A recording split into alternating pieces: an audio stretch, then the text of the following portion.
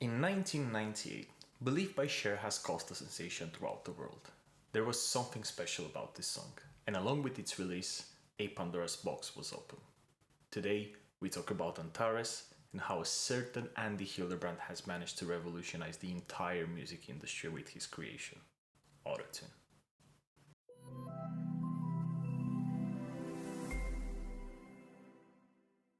In 1996, Andy Hildebrand, a digital signal processing engineer, managed to implement an algorithm that was meant to correct the tune of the voice on a Macintosh machine, which he later on presented on the biggest stage of the music industry at that time, the NAMM show.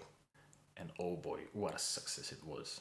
Obviously, it wasn't the first pitch correction machine that has ever been launched, but Andy managed to bring so many improvements to his machine that it became the most efficient and the most accurate in detecting the voice tonality. I'm not going to go into technical details here, I'll keep that for another video.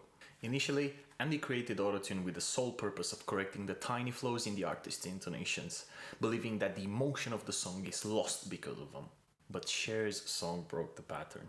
Believe had that unusual and robotic sound, which in fact was resulted from messing around with the machine.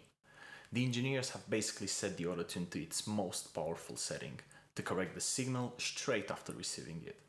The trend took an interesting turn in the 2000s, and to be more specific, when T-Pain began using Autotune actively in a similar fashion. Obviously, up to that point, Autotune continued to evolve, to improve, and to be more popular among the people, among the industry.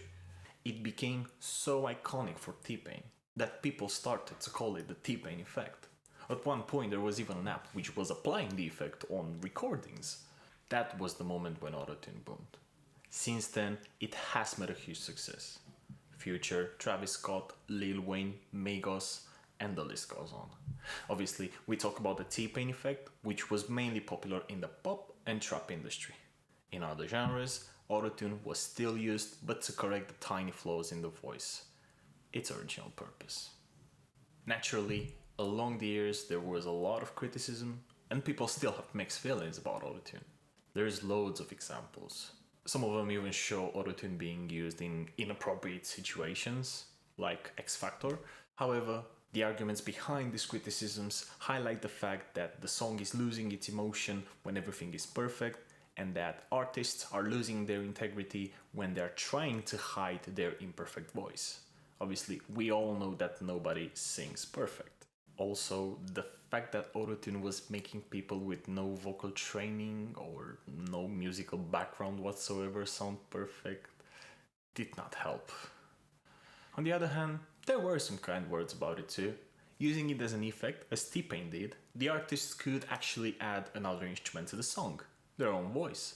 So it was actually creating a new way to express themselves, similar to a synthesizer. In the end, a subjective perspective cannot decide whether something is good or bad. One thing is for sure though, Autotune has greatly changed the perception of both music and vocals. There is so much more to be said, and we barely scratched the tip of the iceberg. But I feel we have gone on long enough. If you liked it, and if you want to see more videos like this, a subscribe would really be helpful. You can also find us on pretty much every platform. And don't forget, love the music in all of its forms. Thank you.